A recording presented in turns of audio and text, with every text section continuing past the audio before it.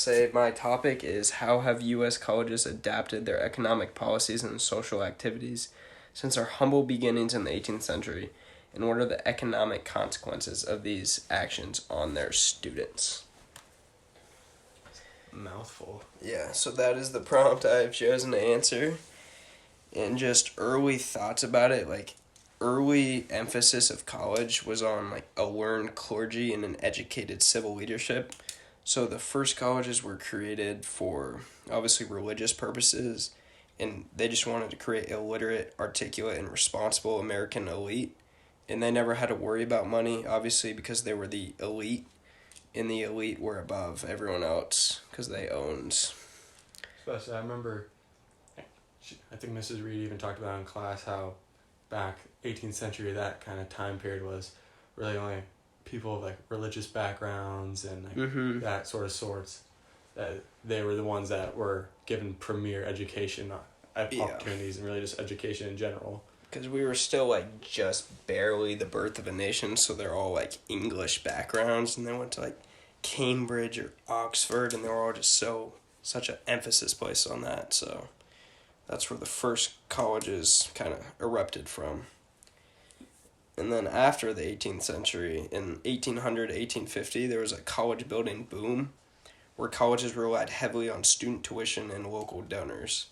And that means that tuition was pretty low at the time, and colleges struggled to survive because the local donors didn't really trust the colleges. They were kind of still new in their minds, and they didn't really know what to think of it. So they still want to throw their money at these universities because they... Yeah, oh, you say you're going to educate our youth. Because it hadn't been done before at the time. Mm-hmm.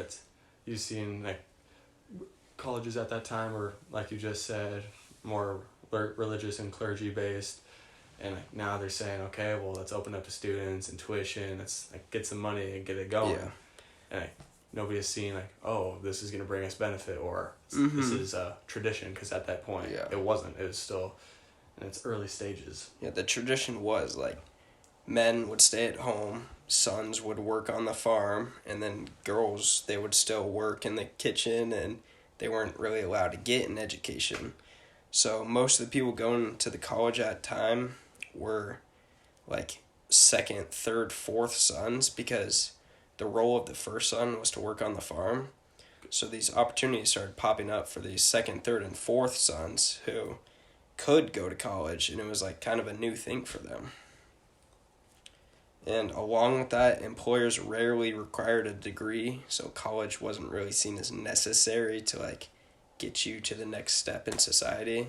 Mm-hmm. So that's why also enrollment rates were not very high back then either. And then slowly it grew accessible to more people because women could become teachers, and then, like I said before, the sons with like the second, third, fourth, who didn't have ownership to the farm that their father gave them. And then the federal government became increasingly involved in college creation, and that spurred like almost the age of the university.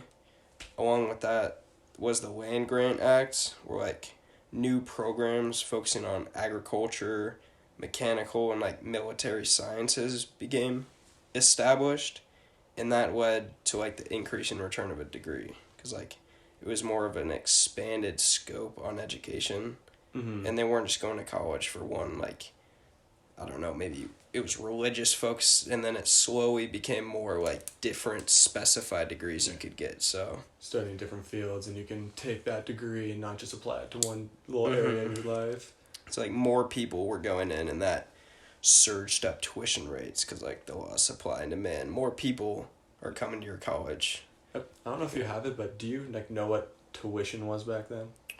I don't know. I know tuition was like in 1980 to 1981, it was around $900 a year. Jeez. But minimum wage was also $3.75. No, yeah, my mom, she tells me stories about how when she was going to college, I can't tell you when she graduated. I think it was in the 90s. Yeah, probably back then. It was a lot cheaper, and she was still able to.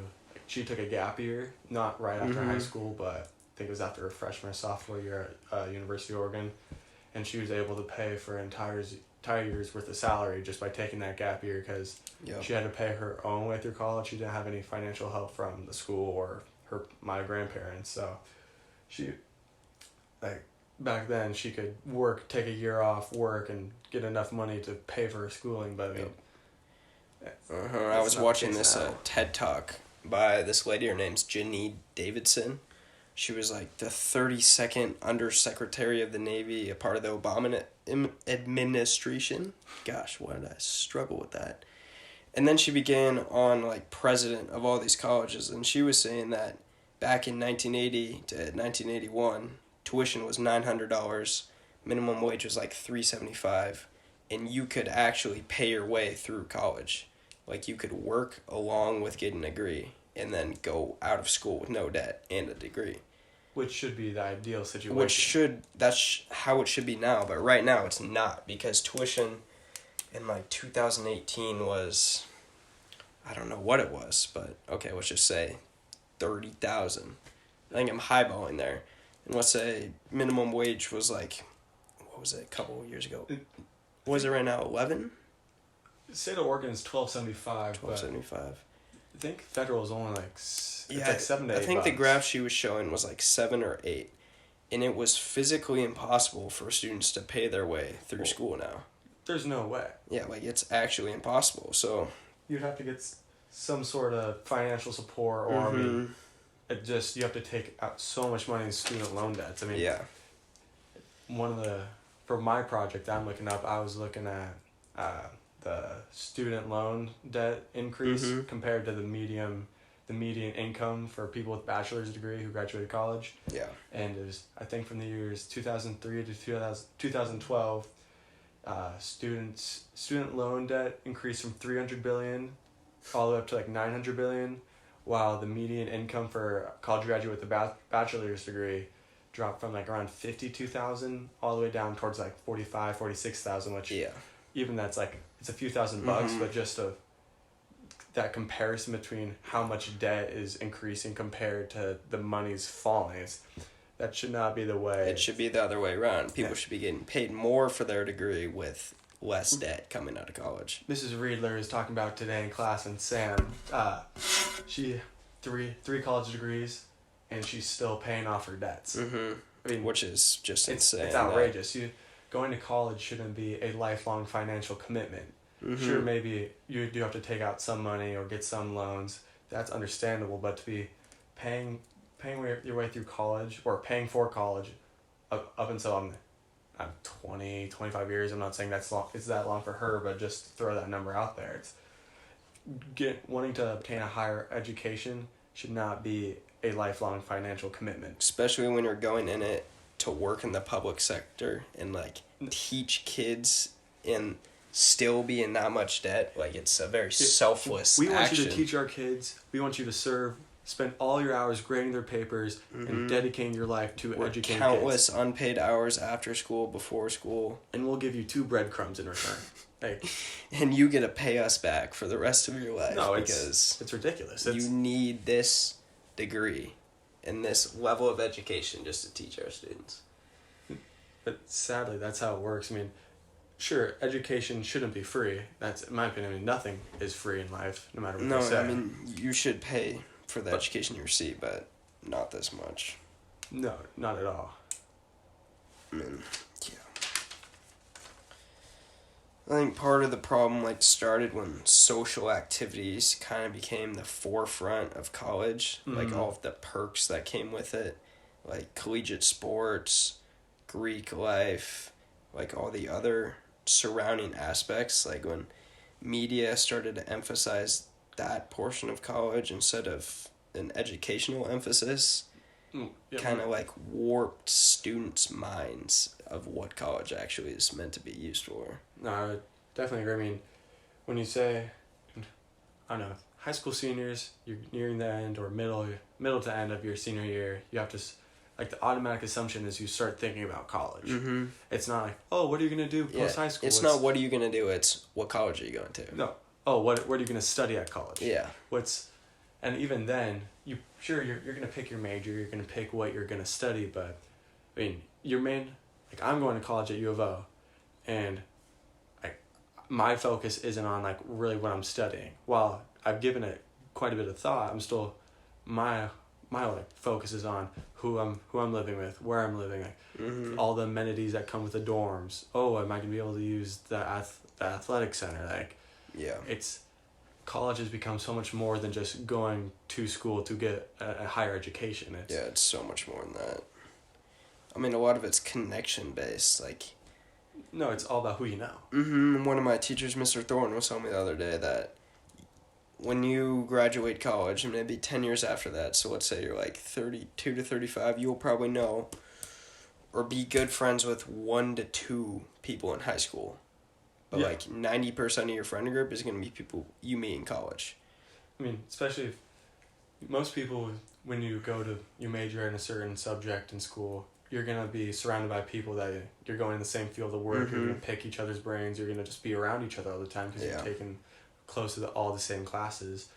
And it's the reality of it. I mean, that's like me and you. We've been in 2 writing classes back to back, and here we are. We were friends before, but like we never talked. We were acquaintances. No, we were friends through friends. Exactly.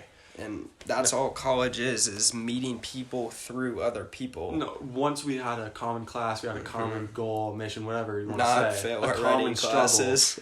Our struggle is, okay, dude, we got to get this essay done together. Okay, we got to, like, what's the homework for this? It gave us a reason to talk and connect, and now, like, here we are recording a podcast together for a final project. Look at that. College writing class. Who would have thought? Yeah. I will say that the whole like college now and high school thing is pretty cool, because how you can get credit for. For sure. Because I mean, taking the class in high school, getting out of the way, not only do you get high school credit, but I mean you're knocking out a college class and saving yourself a little extra money. Especially, college is so expensive how it is. I mean, I think one class is. Actually, let's think about it. You said in like 1980, 1981. It was like $900 a year.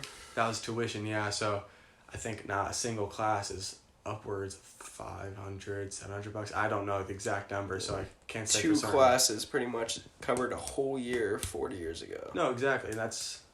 I mean, has risen exponentially higher than inflation.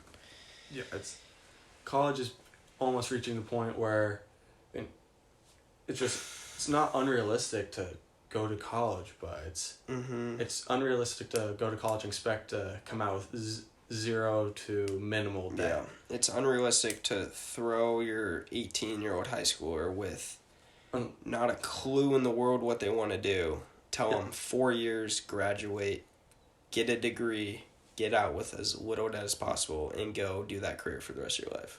At 18 years old, I know you're considered a legal adult, but you're still a kid. Yeah. You have no idea what the real world entails because you've been living the bubble-wrapped life that your parents have given you. Yeah, your parents have. Or you've been living the rocky life and you were not blessed enough to grow up financially stable or had meals on the plate every dinner. And in that situation, too, how are you expected to go to college and pay your way through that? Because you're fully on your own.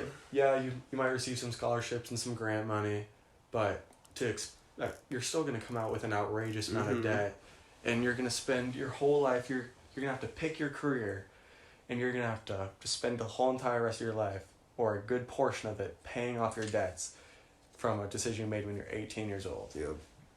And I think, just the lack of information regarding actual tuition prices and, the consequences you gain from getting a loan, just kids at our age don't really know what a loan entails, and 20 years from now, what is the loan gonna be to me? How does it even work? Really, mainly with money management. Sure, yeah, you learn some bits and pieces as you grow older. You open up a bank account, you learn how to save some credit card but you don't learn how to do taxes. No, I still don't even know how to really. I can fill out a check, but I don't know how to use a checkbook. Yeah, we're not versed well in that some of that the economic world. That can easily fall on you, but there's there's a lot that 18-year-olds are missing, and to expect them to be ready to commit to a 4-year decision that entails way more than just 4 years of education. It requires... Like, there could be 30 years of debt on the back end, or even more than that, depending on I think what with you do. some careers, like if you want to be a doctor, dentist, or anything that you know is going to pay really well. I think you need to specialize or do something you truly love. No, in my project, I was doing the diary entry, and Mm-hmm. for my fake character I made up, Kenny Brown, Kenny Brown. I was talking how he was a junior at the University of Oregon, and like, he majored in journalism, and journalism is a big industry, but there's not a high demand for journalism. Like, it's not like they're in a surplus, you could say. Exactly. I mean, it's not like you can just walk out of college the day after you graduate and be like, okay, got my job lined up. Mm-hmm. I know I have a steady career. Sure, you might fall into some great opportunities, but for the vast majority of people getting degrees in journalism, it's not just going to be hand wrapped and given to top of the class. You need to know what you're doing. No, exactly. So unless you're specializing or focusing on some sort of field that is going to pay well in the back end or reward you well in the back end, just going to college and getting some degree in something that's not so essential or really beneficial to society, you're just setting yourself up for a big financial commitment for the rest of your life. And especially if you waste those 4 years, like my brother is a perfect example of this. Wasted the first 3 years of college, wanted to get into the Oregon School of Journalism, didn't have the grades for it, so he couldn't do it.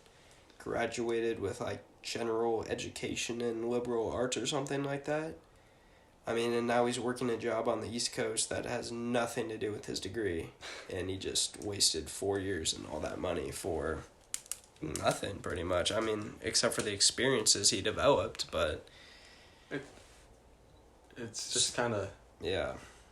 It's kind of tough about finding that balance between meeting your lifelong friends, having fun, and also not letting that 4 years go to waste. Especially, I mean, letting it go to waste, because college is presented as it's going to be like your key to whatever you're studying in. You're going to go find a job in that field or around that field. It's like this stepping stone path that your college education gives you merit in that field. It's going to secure you a good job, and you're going to be able to utilize that knowledge, that merit in your life. But there's so many cases where you go to college, you study something, you switch your major 2 or 3 times. You don't know what's average number. Like, you don't know what's gonna happen after you graduate, or you're gonna be a junior and you're still like, well, okay, I'm majoring in this, but I don't know what I'm gonna do after college. I still feel kind of lost in how I can get a job after this. No, I don't even remember what my mom graduated with from the University of Oregon, but right now she's a real estate agent, and I can guarantee you whatever she majored in or whatever she got a degree in, she doesn't use. And she, thankfully for her back then, she wasn't that as great a pile of debt, but I mean, still. Now in our day and age, it's not going to be as simple. Like, if we want to have some sort of financial liberty after college, you either have to know what you're doing, or you're going to have a very good financial situation going into college. Yeah. I mean, there's just so many different routes you could take nowadays, and it's like honing in on one at the age of 18 just seems near impossible, that you can find what you're passionate for and go all in and then make it out on the back ends after. Going to college is not as simple as it used to be. Yeah, no. Because it's much more of a dedication now. Back then, it was more almost like a luxury. Or it's just something like... Originally it was. Like, only the elite got to go it. And now it's expected, yet the return... your return of investment is not nearly... If you even do get a return on your investment, it's just not nearly as great or really impactful. It doesn't really move the needle. Like, yeah, sure, you need college to succeed, or it's believed like that you need college to succeed, but I mean, what really is it going to bring you unless you know that you're going to go into a field, or you're going to get a position where you're going to be really utilized or needed. Yeah, I mean, just the lack of information that people going into college have, and I think part of that's due to like the high school curriculum, like not teaching us about a lot of these things, or it's just maybe our ignorance, but it just seems like the lack of information and the societal focus that everyone should go to college just seems like it sets some people up for failure. I'd say, I mean, I would definitely agree with that.